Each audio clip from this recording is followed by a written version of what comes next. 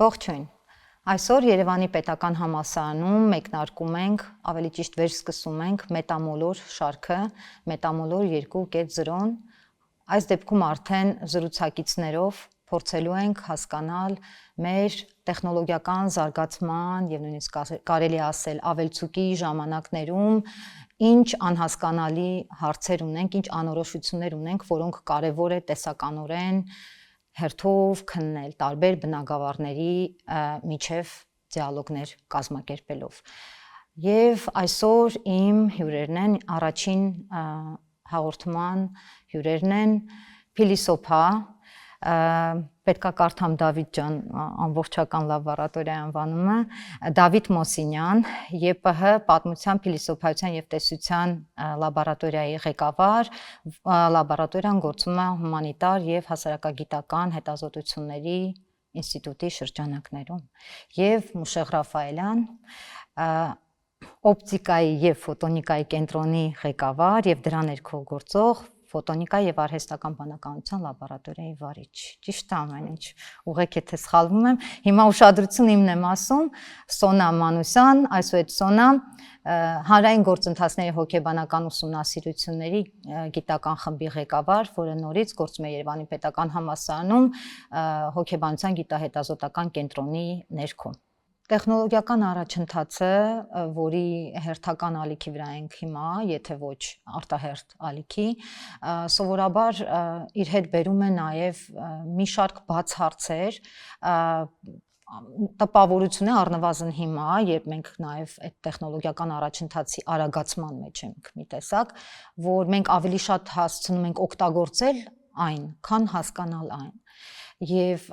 իհարկե այս ասիմետրիան ընդհանրապես տեխնոլոգիայի օգտագործման եւ դրանից գլուխ հանելու կամ դա մարդկային հասարակությանը ծառայեցնելու կարծես թե միշտ եղել է, օրինակ ես հիշում եմ հոգեբան բիհեվիորիստ Սկիները մի այսպիսի քննադատական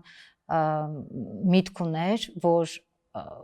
շատ լավ ցույց էր տալիս, որ վերջ, ասենք օրինակ, հա մի 50 տարվա ընթացքում մարդկային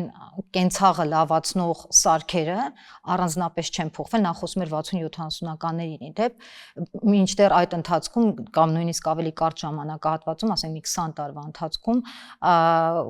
հասցրել է մի քանի անգամ բարելավի զենքը, օրինակ, որը կարող է մարդ սպանել, հա։ Եվ սանով ուզում էր ցույց տալ, որ ասիմետրիա կա, հա, անհամաչափություն կա, թե ոնց է ընդհանրապես գիտությունը ծառայում կամ ձախողում ծառայել հանրային բարիքին եւ ինչքան անհամաչափ եւ քիչ է զարգանում առօրյա կյանքի բարելավում այդ գիտության շնորհիվ։ Սա ուղղակի ասում եմ, որ պատկերացնենք, որ իհարկե գիտական զարգացումը տեխնոլոգիան բերում է իր հետ ակնհայտ բարիքներ, որոնք մի տեսակ նույնիսկ ապացուցման կարիք չունեն, մենք բոլորս դրանից օգտվում ենք, բայց նաեւ բերում է իր հետ հարցեր, եւ այդ հարցերից երևի հիմնարարը դա մարդու դերը, մարդու կարգավիճակը առհասարակ վերամտածելու հարցն է, որը արվեստից սկսած մինչև գիտակարգեր պետք է անեն։ Ես կուզեմ, որ մենք մի քիչ ոնց որ գնանք այդ եվի քննարկումից անդին, ինչ նկատի ունեմ։ Այսօր մենք կարծես թե անդադ որտեղ նստում ենք, ինչ կոնտեքստում խոսում ենք, ասում ենք իհարկե տեխնոլոգիան ունի եւ իր ոնց որ խոստումը, հնարավորությունները եւ ունի իր սպառնալիքները, որոնք պետք է փորձենք հասկանալ եւ կառավարել։ Ես կուզեի, որ մենք մի քիչ ավելի խորանայինք եւ տեսնեինք ընդհանրապես ամեն մեկս մեր հենց գիտական գործունեության ընթացքում ինչ վերամտածելիքներ ունենք եւ ինչ նոր բաներ ենք բախվում, որ մինչ այդ չենք բախվել, այսինքն փորձենք, այսինքն ես տալու եմ հիմա հայլային հարցեր, ամեն մեկիդ գիտակարգի հետ կապված, ձեր գործունեության հետ կապված, հարցս եթե ընդհանուր ձևակերպեմ, սա է, ընդհանրապես ինչ է նշանակում գիտություն անել այսօր, ինչպես է փոխվել, եթե փոխվել է իհարկե, յուրաքանչյուրիդ հետազոտություն անելը առհասարակ եւ ձեր հետազոտության առարկան, ինչ է նշանակում այսօր, օրինակ, չգիտեմ, ֆիզիկա անել կամ մարդաբանություն կամ փիլիսոփայություն անել։ Հիմա եթե հարցս ասենց կիսեմ ու սկսեմ Դավիթ ջան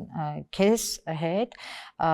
այսօրվա տեխնոլոգիական իրականությունը մարդաբանական տեսակետից ինչ է վերամտածել տալիս փիլիսոփային, ինչ նոր բան կա, որ ոնց որ կոմֆորտի զոնայից հանում է։ Քանի որ հարցի մեջ երկու իրողություններ իրար հետ կապված էին, գիտելիքն ու ավելի ճիշտ գիտությունն ու տեխնոլոգիան, կուզեի սկսել մի իրողությունից, որ այսպիսի ընդունված պատկերացում կա, թե իբրև ժամանակակից տեխնոլոգիաները գիտության ուղիղ շարունակությունն են։ Կարծում եմ այդտեղ միֆական մի ինչ-որ բան կա, որովհետև այդ երկուսի կապը անշուշտ կա, բայց այդ կապը ուղիղ կապ չէ։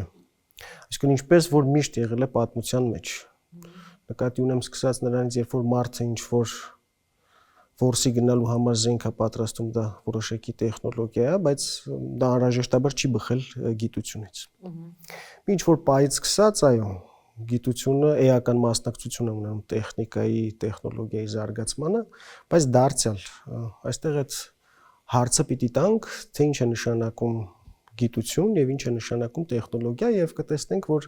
այս երկուսի բնույթը տարբեր է։ Այսինքն, եթե գիտության պարագայում գործ ունենք կամ պիտի գործ ունենան գիտելիքի հետ, այսինքն նաեւ տեսական որոշակի կառուցվածքի հետ, տեխնոլոգիայի պարագայում ավելի շատ գործ ունենք փորձի հետ։ Ուրիշ բան, որ այս դիտանկյունից, երբ որ վերադառնում ենք գիտությանը, դարձյալ գիտությունը վերածվել է որոշակի փորձարարական դաշտի, որտեղ փորձերի ու սխալների մեթոդով ինչ-որ պնդումներ են արվում եւ երբեմն ինչ-որ բաներ են ստեղծվում, որոնք աշխատում են ինչ-որ ժամանակ կամ չեն աշխատում եւ այլն, եւ ըստ էության գիտության տիրույթի մեջ չափանիշը դառնում է աշխատել կամ չաշխատելը, այսինքն կոնկրետ ինչ-որ հարց լուծելը կամ չլուծելը։ Հիմա հումանիտար ոլորտի առումով որակական կամ այսպես արմատական առումով կարծում եմ շատ բան չի փոխվել, փոխվել է քանակական առումով, այո, մեր կյանքը տեխնոլոգիաները ուժ գնացել են։ Բայց մի քիչ հետո վիճարկելու եմ դա, ու սենց բաներ եմ ասելու, որ քո հետ համաձայն չեն։ Սիրով, բայց որպեսզի վիճարկեք, ես ասեմ, ինչ նկատի ունեմ, որ վիճարկեք։ Նկատի ունեմ նույն մարդուց դուրս իրողությունների ստեղծումը, այսինքն ես նկատում եմ, երբ որ մարդունքից ինչ-որ տեխնոլոգիաներ են ստեղծում, եղել է բոլոր ժամանակներում, սկսած ձիու ընտելացնելուց։ Հիմա այո, մի փոքր ընդլայնվել է կամ մի փոքր չէ, շատ ընդլայնվել է եւ քանակական առումով ուժ գնացել է այդ տեխնոլոգիան։ Այս առումով երբեմն հումանիտար միտքը իսկապես կարծես թե հետ մնալու զգացողություն է ունենում, որ հասել է մի ինչ-որ տեխնոլոգիա եւ դա իմաստավորման կարիք ունի հումանիտար ոլորտը եւ կարծես թե փորձում է դա։ Եթե վերջին հատվածին պատասխանեմ հարցի նախնական, որը հետո կքննարկենք, ստացվում է հետեւյալը, որ հումանիտար միտքը ինչ է նշանակում զբաղվել, հա, այդ գիտությամբ այդ հարցին, եթե պատասխանեմ, հումանիտար միտքը իրեն հայտնաբերում է ինչ-որ ոլորտում որպես օբյեկտ, այսինքն ինչ-որ իրողությունների, ինչ-որ պրոցեսների կցորդ կամ հոսանքի մեջ եղած ինչ-որ բան եւ հումանիտար մտքի խնդիրը ի վերջո մարդուն այդ օբյեկտից դեպի սուբյեկտ վերածելն է։ Ինչպես է կարող ինքը որոշակի ցանկություններ ձևակերպել, հիմնավորել այդ ցանկությունները եւ ինչ-որ ճանապարհներ ուղենշել այդ ցանկություններին հասնելու համար։ Մասնավորապես պատմության փիլիսոփայության մեջ էլ հենց դա է իրողությունը, որ տեխնոլոգիան փոխում է պատմությունը, մտածելու ձևերը, կարծես թե ոչ թե փոխում է հնարավորությունները տալիս եւ հումանիտար միտքը ըստ էության, այո, այդ դեմարդեմ հանդիպում է այդ մարտահրավերների հետ եւ այդ մարտահրավերները ընդունելով ի վերջո խնդիր պիտի դներ հումանիտար ոլորտը պատասխանելու են հարցին, թե ինչպես է հնարավոր մարդուն չկորցնել այս իրողությունների մեջ։ Այս հարցը ավելի մեծ բացվածքով կխոսենք, որտեղ հաստատ հաջորդող հարցեր ունեմ դրա վերաբերյալ։ Հիմա խոսքը տանք Մուշեղին եւ հարցս մի քիչ ոնց որ ուրիշ կողմից տամ, էլի։ Կարող եմ ենթադրել իմ մտքում, որ իհարկե ֆիզիկը կամ ոնց որ օպտիկայով զբաղվում մասնագետ կարող ասել, բայց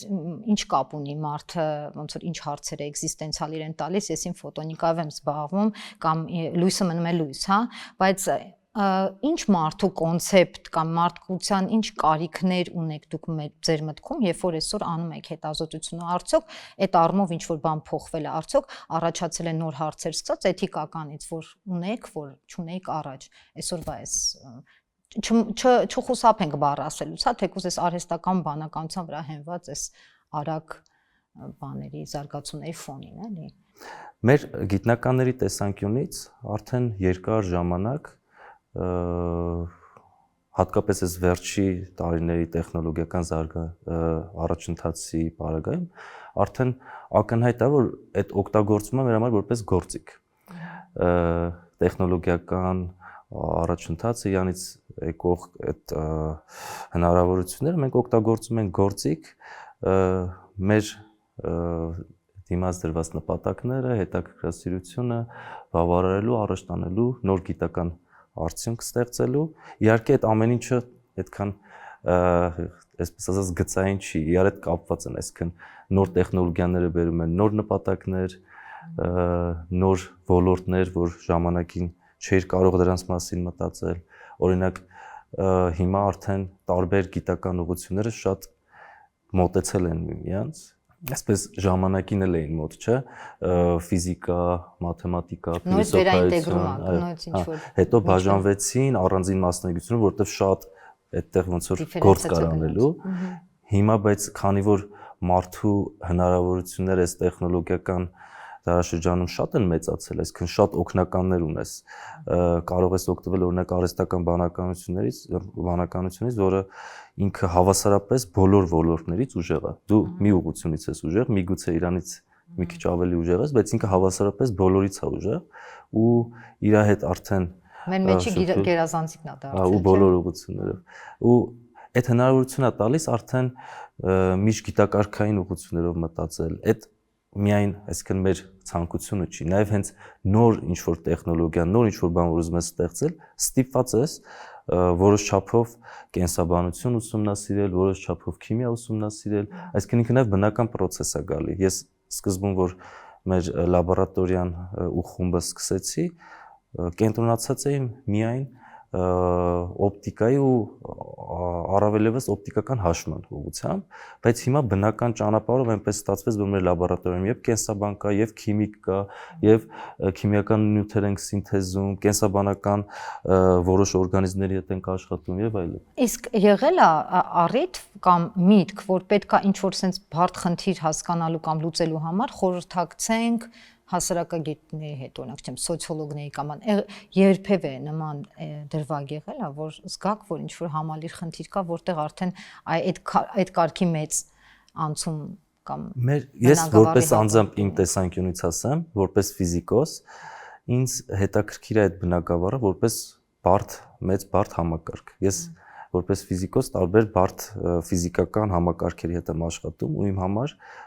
որոշ առումով հասարակությունը ինքը իրենով բարդ համակարգ է, որը ունի իր սուբյեկտները, մարդիկ, իրանք ունեն իրենց կոմունիկացիայի ձևերը, ասենք խոսելով, հիմա գործիքակազմը փոխվել, այսինքն կոմունիկացիան էլ է փոխվել ու այդ տեսանկյունից որպես բարդ համակարգի ուսումնասիրությունը եւ այլն, այդ տեսանկյունից հետաքրքիր է, բայց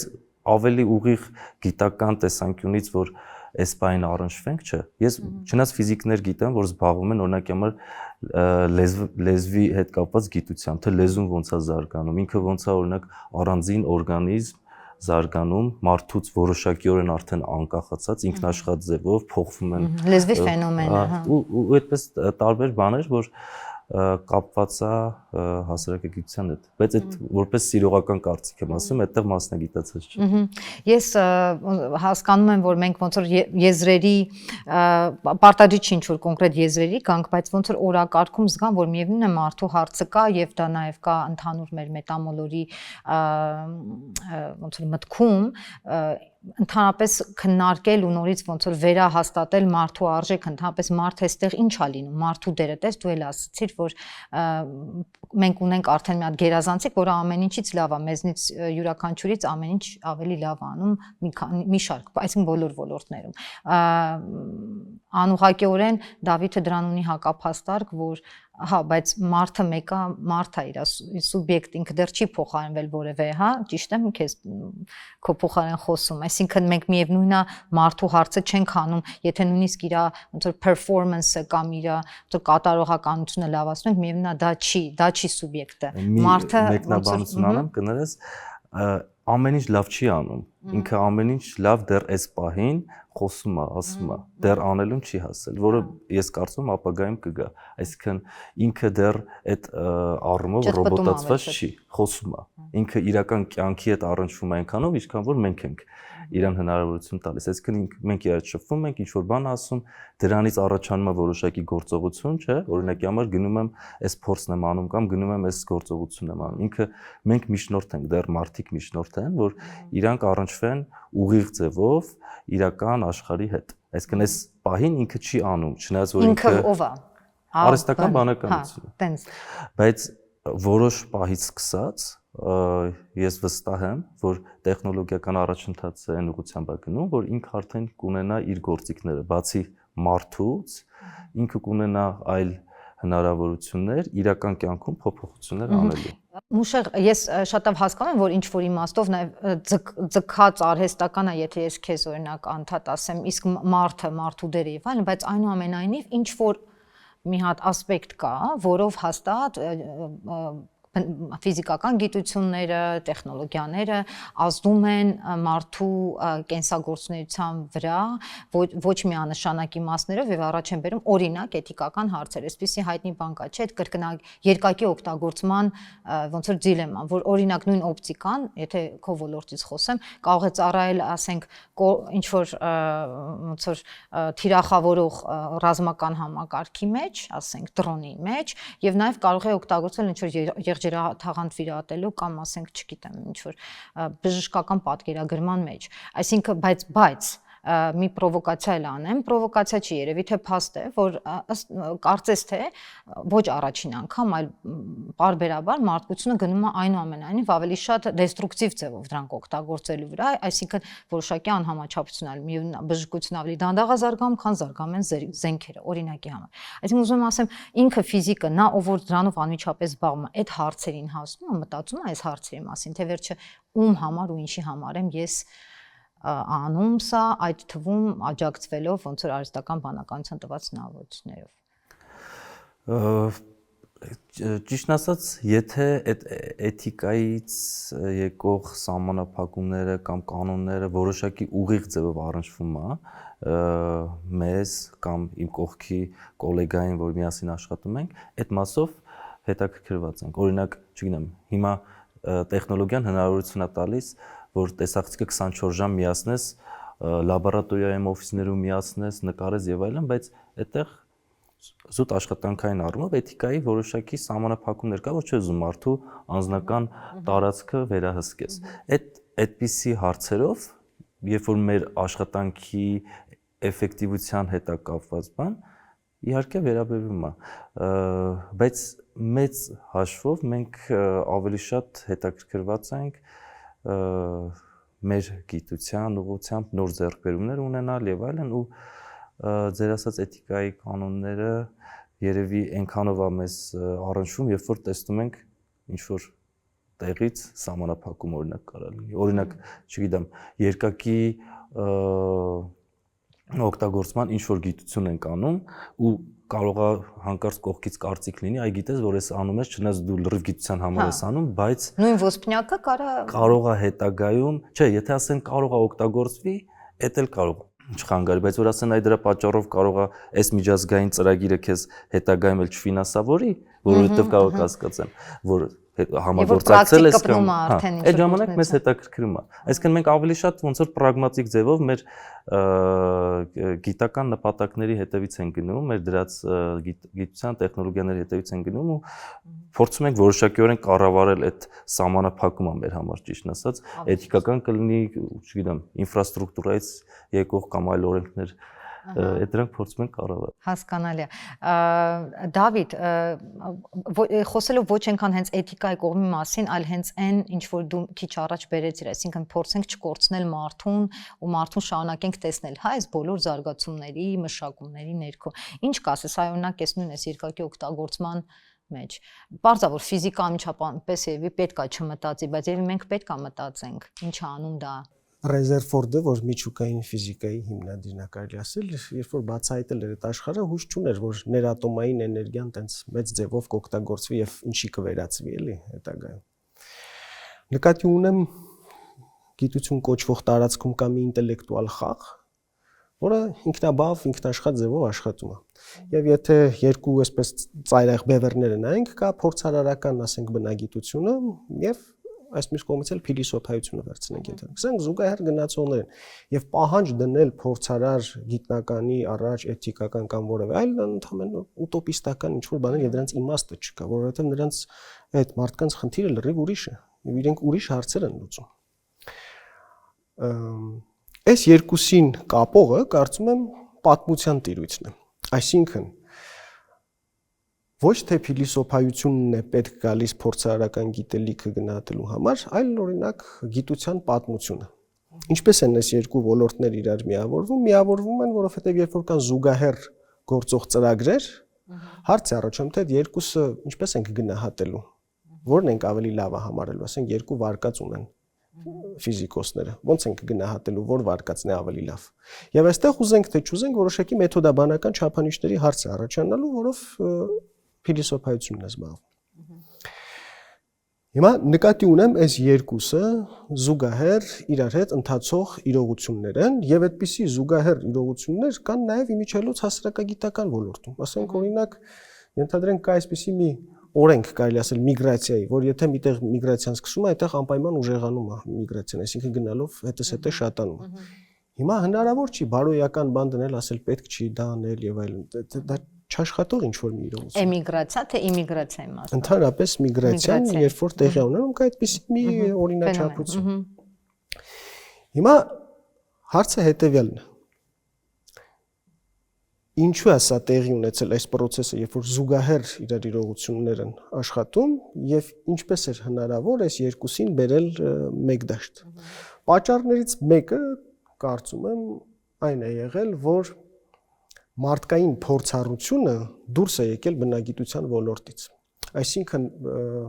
մի քիչ պարզ։ Այո, բնագիտության ոլորտում տեղի են ունենում ինչ-որ իրողություններ,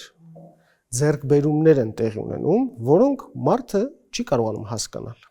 Այսինքն կարողանում է բացատրել, կարողանում է բերել հավասարումների, բայց ինքը անձամբ, այո, բայց ինքը անձամբ չի հասկանում։ Ասենք նույն 20-րդ դարի առաջին կեսի ֆիզիկոսների գրքերում ինչքան ուզեք այդպիսի խոստովանություններ կտեսնեք, ասենք Մաքս Բորնը ասում է, ես լիքը բաներ բացատրում եմ հավասարումներով, բայց ինքս չեմ հասկանում, դա ինչպես կարող է դա աշխատել։ Եվ երբ որ մաթեմատիկական մոդելը այստեղ աշխատում է, արդեն սա ձեռք է բերում ինքնուրույն տիրույթ, ինքնուրույն աշխարհ, եւ որը դառնում է վերածվում է որոշակի ինտելեկտուալ խաղի։ Խաղի այն իմաստով, որ հարցեր են լուծում, փորձարար բնագետները հարցեր են լուծում, այսինքն այսպես մի քիչ էլ սրան վիճակ ասեմ, գլուխկոտրուկներ են լուծում։ Եվ դա եթե հակառակ կողմից փիլիսոփայական դիրքորոշումից ասենք, սա ոչ թե իրականության, ճշմարտության եւ այլնի մասին, այլ կոնկրետ խնդիր լուծելու մասին։ Հիմա այս բaragայում այդ մարդուն չկորցնել ինչ է նշանակում։ Հասկանալով այս ամենը, որ հնարավոր չի դնել այդպիսի չափանիշներ, ասել, գիտեք, էթիկական խնդիր կա, վերահսկել, այո, դա հնարավոր չի վերահսկել։ Ну, երևի հնարավոր է միայն ուժով, այսինքն տոտալիտար ուժով, որը ինչ որ պահ կարող է աշխատել, հետո նորից հետո մեկը թաքուն լաբորատորիաներում դուրս է գալիս։ Հիմա հարցը, այսինքն հումանիտար ոլորտի խնդիրը այն է, որ կարողանա բարձրացնել այս հարցերը։ Ասել, որ տեղի է ունեցել ճեղքում, տեղի է ունեցել անջրպետ մարդկային փորձառության, այսինքն սովորական հասկացման եւ ասենք բնագիտական կամ մաթեմատիկական իրողությունների միջև եւ ցույց տալ, որ կա հասկացման խնդիր։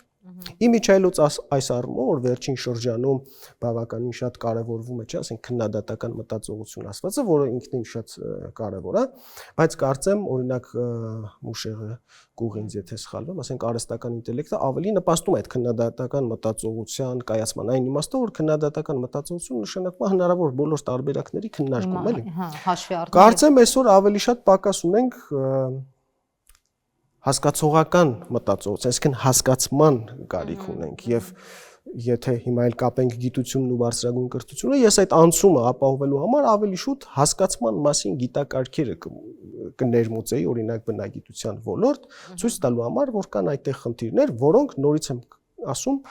փորձարար ֆիզիկոսի կամ փորձարար բնագետի խնդիրը չի բացարձակապես։ Այսինքն ում խնդիրն է, մենակ հումանիտարի, թե այսինքն խնդրու առարկան գալիս է հումանիտար ոլորտից, այդ պատճառով խոսքը պատկերացնում ենք, չէ՞, այսինքն անձանց մասին չեմ ասում, կարող է լինել փորձարար ֆիզիկոս, որը հասկանա դեռ մի բան էլ ավելին։ Խնդիրը տիրույթի մասին, որ հարցադրումը գալիս է հումանիտար ոլորտից եւ հետեւաբար հումանիտար ոլորտը այդ հարցը բարձրացնում է հրավիրելով փորձարար ֆիզիկոսին այս հարցի մասին մտածելու կամ կներգրավի խոսակցության մեջ կամ չի ներգրավի։ Ինչ ունենք հրավիրելու ճշգրիտ եւ բնական ֆիզիկական գիտություններին, ինչ ունեն, ինչ այդ խզվածքը մի քիչ կնկարագրես, այ որտեղ է այդ չհասկանալը հիմնականում։ Օրինակ միջուկային զենքից հետո մի լիքը ֆիզիկոսներ ասացին, որ իզուր են զարգացրել այսքան գիտությունը, որովհետև չարիք է դարձել, որովհետև առաջին անգամ մարդկությունը ապրում է լիովին բնաջնջման վտանգի տակ եւ դա ի հայտ է բերում մի շարք էգզիստենցիալ խնդիրներ։ Հիմա այս առումով սա նշանակում է, որ հումանիտար ոլորտը կարծես թե ուշացած է եղել, որովհետև չի նկատել այդ վտանգավորությունը։ Հիմա հրավիրել նշանակում է ասել, որ կա այսպիսի հարցադրում, որ մի ինչ-որ ոլորտ զարգանում է, բայց հարցը բաց է մնում, թե ինչի համար է զարգանում։ Այսինքն եւ այստեղ մի այսպիսի հակասական իրավիճակ կա, կամ ասեմ պարադոքսալ իրավիճակ, որ պատմության մեջ առկա այդպիսի մի իրողության մասին էլի հաճախ խոսում, որ ինչքան մարդկության վիճակը լավանում է, ասենք ավելի շատ ժամանակ է ունենում մարդկությունը, այնքան կոնկրետ մարդու վիճակը վատթարանում է։ Այո։ Այսինքն կարծես թե ավելի շատ ժամանակ է լինում այլ բաներով զբաղվելու համար, բայց կոնկրետ մարդը չի ունենում այլևս ժամանակ, որովհետև անընդհատ ստիպված է լինում ինչ-որ բանի մեջ։ Որտեղ բարթանում է համակարգը, կյանքը, որ ինքը ապրում։ Եվ սա տեղի ունենում գրեթե բոլոր ոլորտներում, այդ թվում նաև գիտության ոլորտում։ Գիտությունը կարծես թե միտված է ծառայելու, ինչու եմ ասում կարծես թե, որովհետև այդ ձևակերպումներով ներկայանում է մարդկության համար, բայց երբ որ նայում ես կոնկրետ մարդու խնդիրները, շարունակում են մնալ լինել, այն դասական խնդիրները, որ կան, շարունակում են լինել, դրանց վրա դիր նոր շերտեր են ավելանում, չէ՞։ Այո, եւ սա հետեւաբար սա խնդիր է, որը բարձրաձայնման, ուրվագծման։ Բայց ես ունեմ տպավորություն, կարծիք, որ հումանիտարը ուշանում է ոչ միայն այդ բնական ֆիզիկական գիտությունների ոնց որ արագ ընթացքի հասկանալու, դրանց գլուխ հանելու հարցում կամ օրինակ այդ ստոպերը դնելու, այսինքն մի րոպե հələ սպասեք, տեսնենք էս ինչա, այլև ինքը նաև իմ կարծիքով Դավիթ այսօր նաև ուշանում է հենց այսօրվա ֆենոմենները հասկանալու հարցում իր գիտակարգում։ Օրինակ, մենք չպետք է քննարկենք մարդու ֆենոմենը այսօր, որտեվ կան այդ քննարկումներ արդեն, երբ որ մարդ ոնց որ ոչ մարդ այդ սահմանը արդեն մի քիչ հատուտես, Մուշեղը նոր ասում էր ինքը, մենք շատերս ենք ասում ինքը, մենք արդեն ոնց որ խոսենք դերանունով, հա, արհեստական բանականության մասին, ես բնավ որպես ինչ-որ sense ֆոբիկ բան չեմ ասում, վատ բան չեմ ասում, բայց մենք արդեն ոնց որ ունենք եւս մի սուբյեկտոիդ է առնվազն մեր մտքում, հա, որը հարադրում ենք, հա, ոնց որ մարդու հետ, հա, դա արդյոք բան չի փոխում նաեւ մարդաբանության մեջ, մարդու բնույթի մասին նոր բաներ չի ասում, մարդու մտածողության, օրինակ ես որպես հոգեբան մտածում եմ այդ հարցերի մասին, օրինակ ասում են արհեստականա մտածում մարդու, բայց երբեմն ես նկատում եմ, որ արհեստական բանականությունը ինձ համար հնարավորություններ տեսնել, թե մարդիկ ինչքան արհեստական են մտածում շատ հաճախ, ինչքան ալգորիթմիկ են նկատում եմ, ինչքան սխեմատիկ են մտածում, ինչքան պատրաստի ոնց որ տրաֆարետներով են մտածում, այսինքն շատ քիչ է տարբերում ինձ համար միջին ստատիստիկ միտքը, ասենք արհեստական մտքից։ Այսինքն օրինակ ուզում եմ ասել, ես իմ կոգնիտիվ ինչ որ հետաքրքրությունների դաշտում տեսնում եմ, որ լիքը նաև փայլատակումների, ինսայթների կամ նոր հարցադրումների հնարավորություն է տալիս արհեստական բանականությունը մեր ուսումնասիրության առարկայի վերաբերալ, ոչ թե ճշգրիտի առարկայի վերաբերալ, ինչ կասես այդ առումով։ Նախ հարցի սկզբի մասին ասեմ, իմ տպավորությամբ ես այսպես կձևակերպեի, ոչ թե հումանիտար ոլորտը ուշանում է բնագիտական ոլորտից, որովհետև դրանք երկու զուգահեռ տարբեր բաներ են, այսինքն ինչպես պետք է ուշանար։ Ուշանում է, այո, եթե այդ բառը օգտագործենք, էլի այդ ուշանում է տեղի ունեցող process-ներից, այսինքն ոչ գիտությունից, ոչ թե բնագիտությունից, այլ տեղի ունեցող տեխնոլոգիական ինչ-որ կյանքից, գործընթացից, ասենք կյանքից, այո։ Հիմա երբ որ երկրորդ մասին, հիմա երբ որ ասում ենք փոխակերպվում է մարդու կարգավիճակը, որպեսզի այս հարցին պատասխանենք, պետք է ասենք իսկ նախկինում ինչպիսին էր, որ հիմա փոխակերպվում է։ Կարող է նախկինում էլ էր այդպես, բայց հնարավորություն չունենք ձևակերպելու այս ձևով, ինչպես որ հիմա դու ձևակերպեցիր, այսինքն որովհետեւ գոնե տեսությունը ասում էր դու սա ես, դու կարող ես սա, դու սուբյեկտ ես, դու ոնց որ հա ունես գործողություն եւ այլն, այսինքն։ Հիմա պարզապես ստեղծվել է միջավայր, որ կարողանում ենք ավելի սուր, ավելի հատու ձևակերպել դա, բայց ոչ թե մարդն է փոխակերպել։ Այսինքն բոլոր ժամանակներում է, գոնե մեզ հայտնի բոլոր ժամանակներում, կարծում եմ իրողությունը նույնն է մարդու առումով, այսինքն մարդը ստիպված է, դատապարտված է ստանձնելու ինքն իրեն, այն իմաստով ստանձնելու, որ կարողանալու հասնել որոշակի ազատության, ենթադրենք, եթե ինչ որ բան ասելու լինենք։ Հարցը հիմա այն է, որ ժամանակակից մարդը, երբ որ դեմարդեմ հանդիպում է, ասենք, արհեստական ինտելեկտ կոչվածին, տեսնում է, որ մի շարք գործառույթներ, որոնք ինքը ստիպված էր անել, այլևս ստիպված չի անել։ Եվ կարող ենք հարց տալ, ասել, դրա արդյունքում մարդը կծուլանա, իր միտքը կծուլանա, կարող ենք ասել, այո, կծուլանա։ Վարքաբանությունը ոնց կփոխվի։ Բայց ես միշտ սիրում եմ այդ օրինակը բերել, որ Հունաստանում էլ բոյկոտ կար, ընդվզում կար, գրի դեմ, ասում էին, որ եթե մարդը սկսի գրել, միտքը կծուլանա, պետք չի գրել։ Գիրը վատ ազդեցություն է ունենում մարդու։ Այս առումով, սկզբունքի առումով մեծ բան չի փոխվել։ Դարձյալ նույն բանն է, մարդը հակվում է, մարդկությունը հակվում է դեպի կոնֆորմիզմ եւ հետո տեղի ունենում բողոք այդ կոնֆորմիստական վիճակից։ Եվ եթե, ասենք, փորձենք օրինակ երջանկության պատմություն գրել, իմիջիալից մի քանի տարի առաջ այդպեսի մի աշխատություն լույս տեսավ, մեծ բան չի փոխվելու մարդու ներքին ապրումի, զգացումի առումով։ Եթե այսօրվա տնտեսական ու տեխնոլոգիական վիճակը նկարագրեինք, 1000 տարի առաջվա մարդու համար երևի թե դա կլիներ դրախտի նման ինչ-որ մի բան։ Բայց այսօրվա մարդու ներքին բողոքը իրավիճակից գուցե նույնն է, ինչ որ 1000 տարի առաջվա Եվ հոգեբանների կարիքի պակաս չկա։ Ինչը որ հաստատվում է։ Բայց հիմա ես կուզեմ մի հատ էլ, որտեվ շատ երկար այս կողմում ինձ ավելի ոնց որ ծանոթ թեմաներ են, բայց ես կուզեմ Մուշեղը օրինակ մեզ մի հատ սթափեցնի ու երևի մոտենանք արդեն ամփոփմանը։ Այս խոսակցության մեջ ինչ որ բան կա, որ ոնց որ քեզ թվում է ավելորդ կամ ուշացած։ Ավելորդ չէ իհարկե, հետաքրքիր է ոնց որ ուրիշ բնակավարի կարծիքը լսել։ Ճիշտ ասած, այստեղ հետաքրքիր է որ Դավիթ ասում է հասարակագիտության ոլորտի մարդկանց կողմից կա մի քիչ հետ մնալ հասկանալու տեխնոլոգիաներում, բայց ասեմ որ այնպես չի որ մյուս ոլորտներում այտենց հասկանում են ու այնպես չի որ կան շատ մարդիկ ընդհանրապես երկրագնդի վրա, որ այդ ամեն ինչ խորքային հասկանում են ու անգամ այն մարդիկ, ովքեր որ ստեղծում են այս նոր տեխնոլոգիաները, հենց օրինակ արհեստական բանականության մասն ենք խոսում, ինչ որ պահից սկսած ինքը ինքնաշխատ ձևով սկսում է զարգանալ, սկսում է որոշակի այնպիսի ձևով զարգանալ, որ արդեն նույն մարդիկ էլ զարմանում են։ Էմերգենտ նոր հատկանիշներ է, չէ՞, նաև ձեռք բերում, որ հենց այդ է հետաքրքիր մաս, այսինքն ինքը ոնց որ մեր բնությունը, բնության օրենքները այնպես է ստեղծված, որ ինքը պարարտ հող է այդ տեխնոլոգիաների զարգացման համար ու մարդը որոշակիորեն ոնց որ այդ սերմն է դնում, ինքը սկսում է աճել այդ տեխնոլոգիաները ու ինչ որ պայից հետո արդեն խորքային ձևով կարող է համարյա մարդ չլինի, որ հասկանա։ Հասկանա, այդ ինչ ֆենոմեն։ Այդ մարդիկ էլ ովքեր որ հասկանում են, որ այդ սկզբից եղել են այդ տեխնոլոգիայի զարգացումը, որոշ պայից իրանք արդեն դուրս են գալի ու մնացած մարդիկ արդեն իրանց չել հիմա քանի հոգի է հասկանում, ասենք համակարգչի մեջ տրանզիստորներ կամ ավելի խորքային ինտերնետի ոնց ֆենոմենը, քանի ես հիշում եմ, որ մենք արդեն շատ ենք ընտելացած ենք, չէ՞, ինտերնետին։ Կարծես այդպես պետք է լիներ, բայց եթե հիմա մենք ինքներս մեզ կամ մեր կողքինին հարցնենք ինտերնետը ոնց է գործում, ուղղակի երևի ավելի շատ ինչ որ մետաֆորիկ բան կնկարագրի, քան իրական մեխանիզմ, որով ինքը հասկանում է, թե ոնց է այդ հեռահարությունը ապահովում, չէ՞։ Ես այսինքն եթե մյուս դաշտից փիլիսոփայական դաշտից ինչ որ փորձեմ հասկանամ, իմ կարծիքով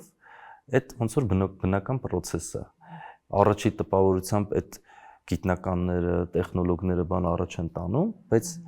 իրականում իմ կարծիքով այդ բնական process է, որ բնությունը ինքն է մարդկանց այսպես ասած challenge անում նոր խնդիրներով ու այնպես են մարդիկ իրանք ստեղծված որ ուզում են լուծեն նոր խնդիրներ լուծեն ու տեխնոլոգիան առաջ է գնում ու այդ որ ասում եք որ ինչ որ մարդու ինքնուրույն այդ զգացողությունն էլ այդքան չի լավանում որ իրան ավելի լավ զգա դա երևի բնության կողմից որ մարդը միշտ ավելի շատ խնդիրներ գնալով ինչքան խնդիր ես լուծում ավելի շատ միշտ վերջ գոհացած չի մի քիչ է էլի զգացողություն կա որ նոր խնդիրներ ես ուզում լուծել ու չգիտեմ այդ երևի կլինեն մարդիկ որ այդ ամբողջ այդ բարդ համակարգը հասարակություն տեխնոլոգիաներ այդ միասին ոնց են գործում, սիստեմիկ կապի մեջ ուսումնասիրած կլինեն, մեկ էլ բանի հետ կապված այդ տեխնոլոգիաները կոնկրետ ինչ են փոխել, ես օրինակ իմ կարծիքով մարդիկ երկար հազարամյակներով փորձել են միշտ կոնկրետ բաներ կա, որի ուղղությամբ իրանք անընդհատ աշխատել են, իրանք երևի տեսակից գեներից ելնելով փորձում են իրանք ավելի շատ կոմունիկացիա ունենալ, շփվեն, ինֆորմացիա փոխանցեն։ Դրա համար տարբեր բաներ են, չէ՞, ստեղծել, ակնեն, հայտնագործել, սայլը, չգիտեմ,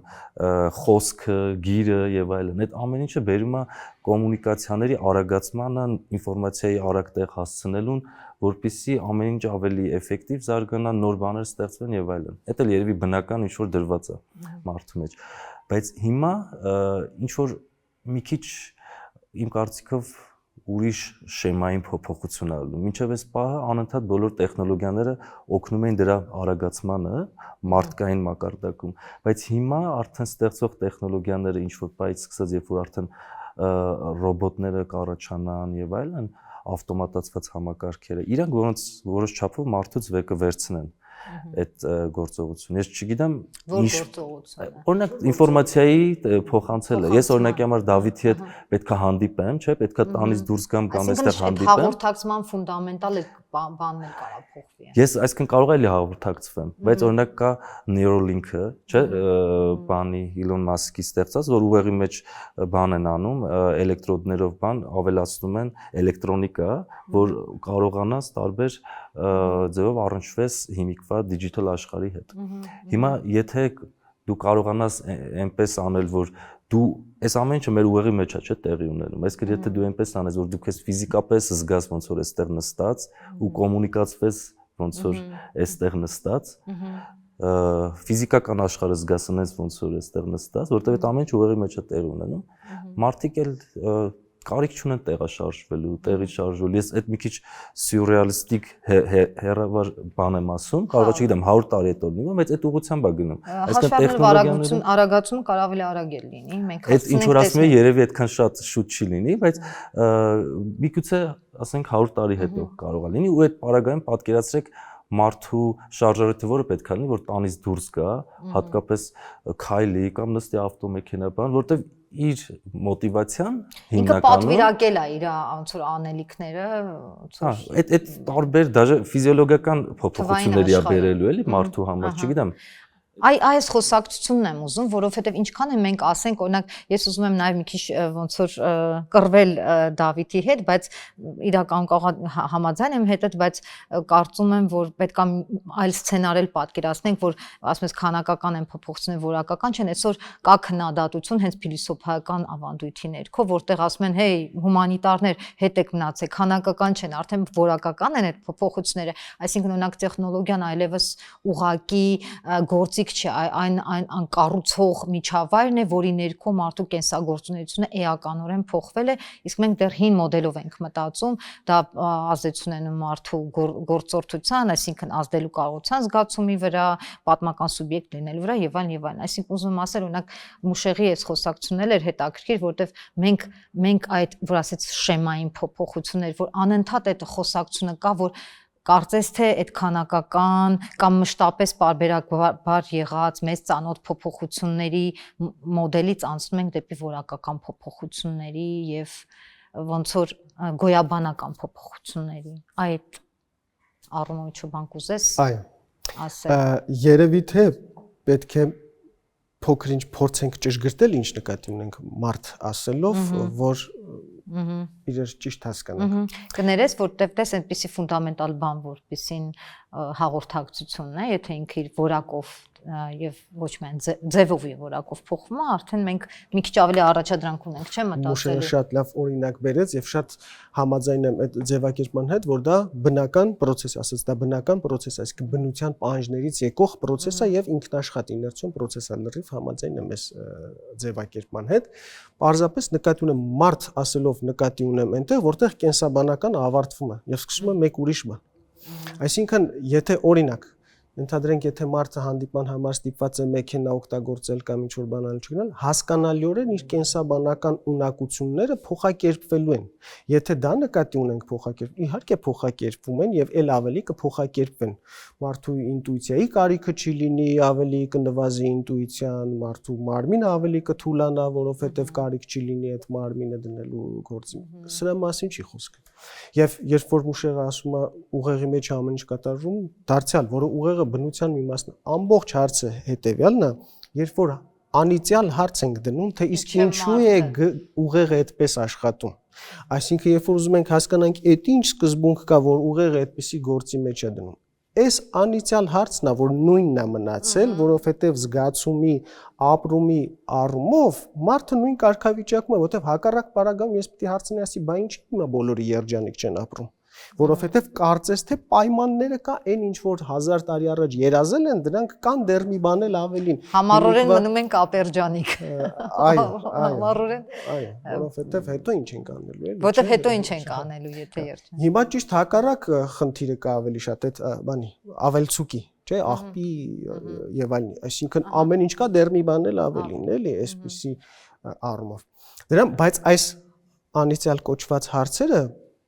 Եվս որպես բնական հակում են ներկայանում երբեմն, այսինքն դրանց հետ անընդհատ պարբերաբար հաշվի ենք նստում, չենք կարողանում հաշվի չնստել, որովհետև իմաստի հարցը առաջանումներ ապրումի, հա, ինքնա իրացման հարց է դրվում, մարդիկ իրենք կիսատ ազգում եւ ուզում է ամբողջականացնել իրեն եւ հետեւաբար անընդհատ ստիպված է լինում վերադառնալ։ Այս առումով եմ ասում, որ էական արմատական փոփոխության չի ենթարկվել մարդը, բայց հնարավորությունները կան։ Իդեպ կուզենայի այն Դավիթի ասած անիծյալ հարցի հետ կապված մի միտք ասեմ, այդ իմ կարծիքով բանի այդ էվոլյուցիայի տեսությունը, բնական ընտրությունը որոշակիորեն երևի այդ հարցի պատասխանում է, որտեղ այն մարդիկ երևի ովքեր որ փորձել են տվյալ ժամանակի հարմարություններին այսպես ընթառաջ գնալ, նոր բաներ չստեղծել, այդ կոմֆորտը միանգամից զգալ, իրանք ուղղակի վերացել են, որովհետև այդ մենք նոր չենք, չէ, այս հազարամյակների բանը անցել մարդկային էվոլյուցիան ու երևի այն տեսակն է մնացել, որ մեկը ինքը չի հարմարվում։ Ինչքան ուզում է նոր բան ստեղծի, հաջորդ սերունդը գալիս է, էլի չի հարմարվում, էլի բան է ուզում ստեղծի։ Հակառակ դեպքում երևի ոնց ենք պատկերացնում, եթե ասենք լավ, այսքանը հերիք է, բոլորս երջանիկ ենք, սենց ապրենք, ուղղակի ինչ որ խնդիրներ կառաջանա ու դժվար կարողանա այդ հասարակությունը շարունակել նոր խնդիրներ կլինի ու ամենայն հավանականությամբ այդ հասարակության մեջ մի հատ փոքր մաս կսկսի շարունակել զարգանալ, այն մնացած մասին կվերացնի, պատերազմով կլինի, տեխնոլոգիաներով կլինի ու ինքը կշարունակի արդեն այդ գեների կրողը, որ մեկը էլի չի հարմարվում, կշարունակի այդ կյանքը ու երևի այդ process-ները եղել են ժամանակին ու հիմա մնացել է այն տեսակը, որ չի հարմարվել։ Կամ գոնե ինչ որ մեծ տոկոս է կազմում, հա, հասարակության մեջ, որտեվ մենք միշտ ունենք նաև այդ լարումը, միշտ կա այդ լարումը, որ կան այդ աննշած այդ process-ները, բայց կա նաև ոնց որ արգելակները, աշխատացնելու խմբերը, որ ասենք ասում են հոբ հերիքա, բնություն։ Ես այդ որ ասում եմ ոնց որ անհատի մակարդակով չեմ ասում, հավաքական առումով եմ ասում, այսինքն հասարակությունը հավաքական առումով չի համակերպվում ու փորձում է էլի նոր բաներ ստեղծել։ Որպես համակարգ ինքը մեկա ձգտում է։ Այնպես որ եթե ուզում եք երկար ապրել, մի եղեք երջանիկ։ Մի եղեք երջանիկ, եղեք դժգոհ, բայց բզբզեք, ուղղակի մի նստեք եւ չա, չձեզված։ Բայց կարող ենք համարել այս մղումը դեպի նոր ու այդ բզբզելը համարենք մարդու սահմանող հատկանիշ, որը անկախ այս բոլոր մեր խոսակցության առարկա հանդիսացած փոփոխություններից մնալու է նույնը։ Այ ինչն է որ մնում անույնը եւ մարդաբանորեն դեռ մեզ ոնց որ որակական ինչպես ոնց որ գուցե ճիշտ եմ ինքնաճանաչման մղումը եթե չգիտեմ այդ բզբզալ ասելով նկատի ունեք նաեւ որ այդ process-ներին է ուղղորդված այո դա է եւ ինքնաճանաչողության առումով այնպես չի որ մարդը հասել է ինչ որ գագաթնակետին կան պայմաններ հնարավորություններ մարդկությունը երևի թե դժվար թե գա այդ մակարդակին, բայց մարդը հնարավորություն ունի դա անելու եւ այդ ինքնաճանաչողության, որը пассив կրավորական գործունեություն չի, որը նաև ինքնաստեղծման որոշակի գործունեություն է, այդ առումով այդ նույն մարտահրավերը նույնքան առկա է այսօր, ինչքան որ 1000 տարի առաջ կարծում։ Հիմա ունի մարդը ինքը իրան ոչ մարդուց զատելու հարց նաև ավելի լուրջ երևի, քան նախկինում, այսինքն օրինակ այս քննարկումը, որի մասին ասացի, որ ինչն է մարդկային եւ ինչն է որ արդեն մարդկային չի, չնայած մարդու ստեղծածն է, նույն այդ արհեստական բանականությամբ, կարծես թե մի հատ նոր ինքնաճանաչման շերտ ավելացնում կամ լրիվ ուրիշ ոլորտից մի բան հիշեցի, բայց անալոգիան կարծում եմ։ Եթե խնդալու է, պատմի։ Անալոգիան կարծում եմ տեղին կլինի, երբ որ լուսանկարչական ապարատներ ստեղծվել, Անրի Մատիսը նկարիչ ասում էր վերջապես լուսանկարչական ապարատը մեզ ազատեց մեզ չպատկանող գործից, այսինքն մենք այլևս չպիտի նստենք նկարենք ինչ որ առարկաներ։ Հիմա այս նույն առումով կարծում եմ արհեստական ինտելեկտը մեզ հնարավորություն է տալիս ազատվել մեզ չպատկանող գործառույթներից, այսինքն ոչ մարդկային գործառույթներից, խոսքը օրինակ մեկը այդ վերարտադրելու, վերարտադրություններ անելու իրողությունն է, եւ մյուս կողմից մեզ ավելի է մղում հասկանալու, որ մարդ լինելը եւ ընդհանրապես կրթությունը պետք է սկսվի կարծես թե մեկ ուրիշ ինչ-որ մի բանից։ Օրինակ մի շարք իրողություններ բարձրագույն կրթության մեջ դառնում են անիմաստ, ասենք ռեֆերատներ հանձնարարել, էսսեներ հանձնարարել, որովհետև դրանք արդեն դարձել են Եվրոպայի ինչ-որ բաներ արհեստական ինտելեկտ կոչվող տիրույթի համար։ Հետևաբար խնդիրը պիտի լինի կարծես թե հասկանալ, որ ուրիշ մի տիրույթ կա, որը կրթական արժեքը զրոյանում է, էլի։ Հա, վերջին հաշվով, այո, եւ դա հնարավոր չի վերահսկել։ Բայց խնդիրը նաև է նա, որ այնուամենայնիվ այս արագացումը, որ կա, բերում է նրան, որ այդ վերաադապտացիաները շատ ավելի արագ պետք է տեղի ունենան։ Այսինքն դու ունես մի հատ ինչ-որ ծանրակաշ համակարգ, ինչպեսին կրթությունն է, բայց մեկ էլ հանկարծ բարձրացնում որ լրիվ պետքա փոխես քո գործելավոճը այս հարցում, քո հանձնարարություններ մի խոսքով, հա, առաջադրանքների բնույթը պետք է փոխես, դա նույնպես իրոք բարդացնում է մարդու կացությունը, այսինքն ճիշտ ինչքան հնարավորություններ է ստեղծում, նույնքան էլ եթե գամ շատ հոգեբանական մակարդակի ստրեսների է բերում։ Լավ, այս ամբողջ խոսակցության մեջ նորից վերադառնում է այդ հումանիստական օրակարգը, ոնց որ պահելու դրա շանսերը գնահատելու հարցը ինձ մոտ։ Այսինքն մենք այսօր ոչ միայն տեխնոլոգիական խոստումնալից զարգացումներ, այլև ոնց որ այդ ավերչության, դեստրուկտիվ այս պատմական շրջանի կոնտեքստում մենք ունենք հնարավորություն մարդուն պահել կենտրոնում, մարդակենտրոնությունը դեռ ուժի մեջ է, թե մենք պետքա մտածենք նոր հումանիզմ։ Եվ հարցը երևի այս ձևով դու ավելի ոնց որ կվերցնես ու կպատասխանես, Մուշեղ երևի դու էլ մտածես հենց այն տեսակետից այսօր այն տեխնոլոգիաները, այն ձևով, որով տեխնոլոգիաները զարգանում են ու մարդուց անկախ ինքնաշատ սկսում են գործել, հա, մի քիչ նվազեցնում են այնուամենայնիվ մարդու որպես դերակատարի, որպես աշխարհի տիրոջ դերը։ Այդ հարցը որ տալիս ես մարդակենտրոնության դիրքերից, թե ոչ։ Այ ես գիտեի որ դու պիտի հարցնես, ես կարծում եմ որ մարդակենտրոնությունը նույնիսկ հոգեկան թե գուցե ֆիկցիա է կամ ինչ-որ բան, բայց շատ խորքային ապրում է ժամանակակից մարդու մոտ։ Մենք հիմա նույնիսկ խոսելու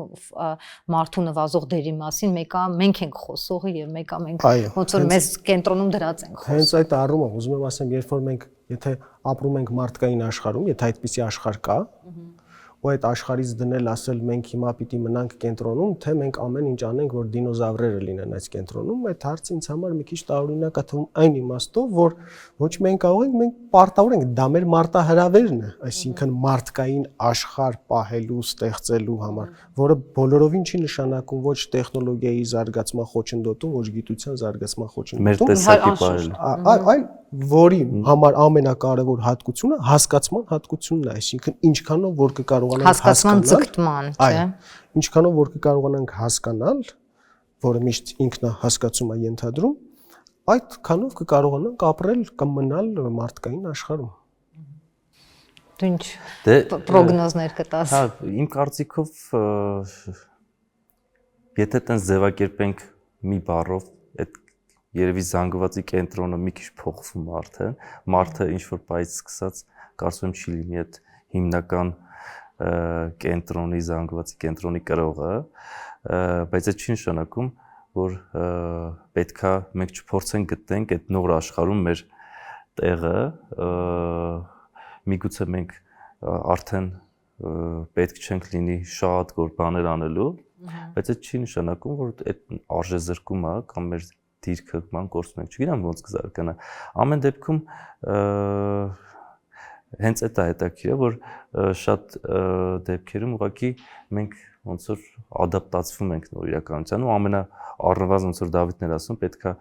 գոնե կարողանանք հասկանանք իրողությունները, ճիշտ ադապտացվենք, մնացածը ժամանակը ցույց կտա ոնց կզարգանա։ Այսինքն մենք ինչ որ ամփոփում կոնկրետ չենք էլ անելու, բայց ոնց որ այդ երկակիությունը այդպես էլ կմնա եւ մի կողմից երևի կարիք ունենք համեստանալու, որովհետեւ ինչպես դու ասիր, ծանոթության կշիռը մի քիչ փոխվում է, հա, զանգվածի, հա, բայց մյուս կողմից էլ պետքա շարունակենք հավակնել, հասկանալուն եւ զարգանալուն։